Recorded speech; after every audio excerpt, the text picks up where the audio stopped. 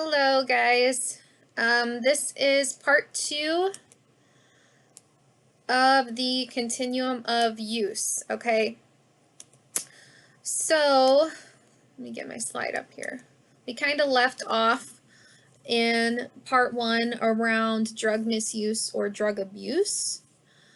And I had recently, in that presentation, I showed you guys a graphic. It was kind of an illustration that I had found that I really liked.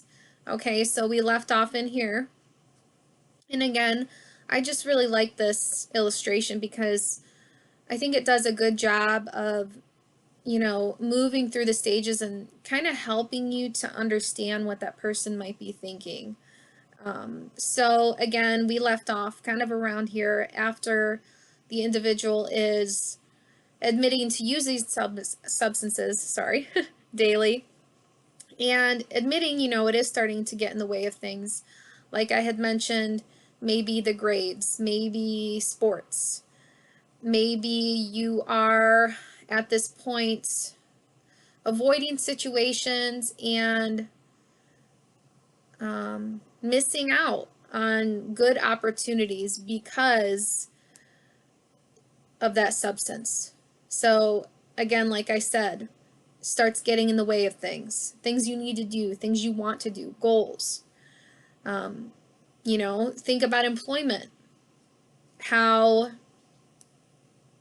in the future, there will be many jobs that do drug tests, okay? And when a person is kind of around here in this stage, even over here, and really, it's not black and white, okay? So it could be anywhere in here. A person might turn down a job because they know they're going to be drug tested, because, depending on the person and where they're at in this continuum, it's pretty important to them.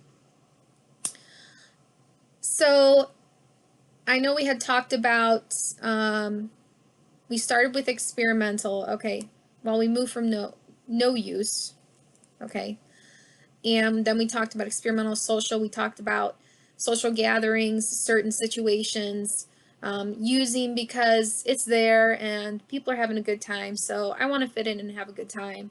I'm going to participate. Okay, regular use.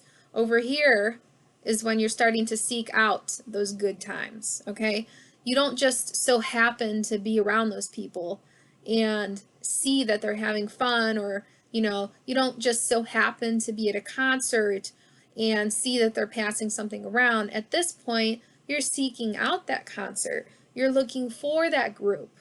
You're wanting to be around them. And again, like I mentioned in the first video, from here around, you're really going to see your friend group start to change. And that's actually a pretty big red flag. If you start hanging out with a different crowd or losing your friends, or it's just that's something underlying issue is going on. Okay, that's a pretty quick and drastic change, especially in a young person's life. I know how important friends can be, and I also know what peer pressure is like, and that can play a huge role into substance use, especially over here. We talked about the vaping. Why do kids vape?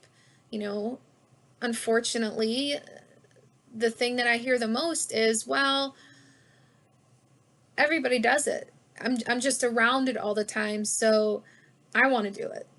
Or not necessarily I want to do it, but why not? It's around. It's always staring me in the face. It's always at school. You think you're solving the problem, but you're really not. People sneak it in. People find a way. And why not? Why not jump on the bandwagon? So I spend a lot of time talking about the continuum in the classrooms and just with adolescents in general, because your brain is still developing.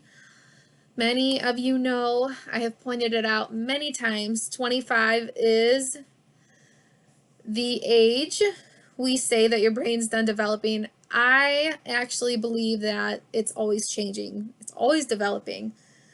But 25, you know, you're pretty matured, you're pretty much set. And again, it's so important that we remind you guys that it is still developing, because your prefrontal cortex, that decision making, okay, that keeps you making responsible decisions, thinking things through, thinking about the consequences of your actions, that's the last thing to develop, which is kind of crazy to think about. So that is why, you know, when you're young, you might like that adrenaline rush, things that are, I'm not necessarily scary, but you know, haunted houses, things like that, things that get your heart pumping, taking risks. Okay, things are just a lot more exciting when you're younger. It does change as you get old, like myself, but it's just the point I'm making. Okay, your brain, things are still cooking. Okay, things are not done. So introducing anything into your brain, to your body, really, as an adolescent, has the potential to do some real damage. Ultimately, the continuum of use will end with addiction or dependency. So like this bubble here says, I need to keep, sorry about that, I need to keep using substances even though my use is causing problems for me. Okay, let's take a look at my slide real quick. Dependent on a drug, their body has undergone significant chemical changes. This is why we call it a disease, okay? It is an addiction, it is a disease. Mental impairments, okay. Do any of you happen to know which substance you can actually die from? It's fatal going through withdrawal. I've actually talked about this in the classroom. It's alcohol. Now, alcohol, your body becomes physically dependent on it. This is not just psychological. This is not just, you know, oh, it's in their head, or this is a real thing. Your organs will starve for the alcohol. It becomes like a fuel for your body.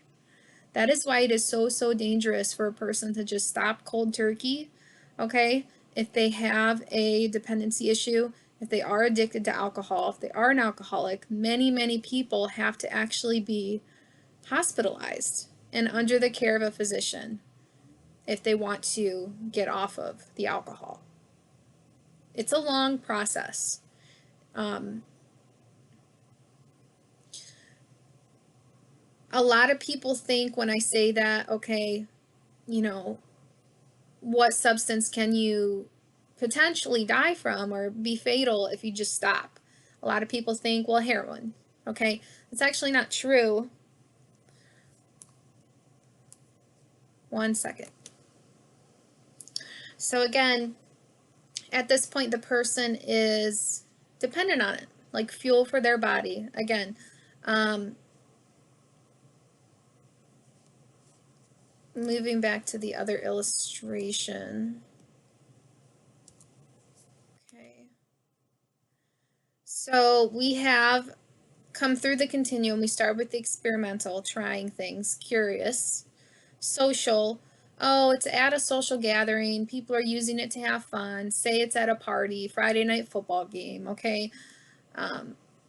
It's, you know, there just happens to be substances there and people are using them to quote unquote have a good time. But then we're moving to misuse, okay? I want to touch on misuse this for a second. This is using things incorrectly as well. So this isn't just, okay, now you're starting to kind of look for those situations, but it's also using things incorrectly. So, for example, taking too much of a prescription, taking too little of a prescription. Even if you want to take too little, or if you want to change your dose, you have to contact your physician. Taking someone else's prescription, that's kind of in here. Mixing substances, mixing alcohol with marijuana, mixing a prescription drug with alcohol. Okay, a lot of those labels will say do not drink. There's a reason for that. Abuse. abusing, okay, seeking out situations, or no, I should say reasons throughout the day to use, sneaking out, going to the bathroom to vape, things like that, okay? You're not quite in the disease of addiction, but at some point, a dependency will develop on that, to that substance, okay? If you guys ever have any questions about any of these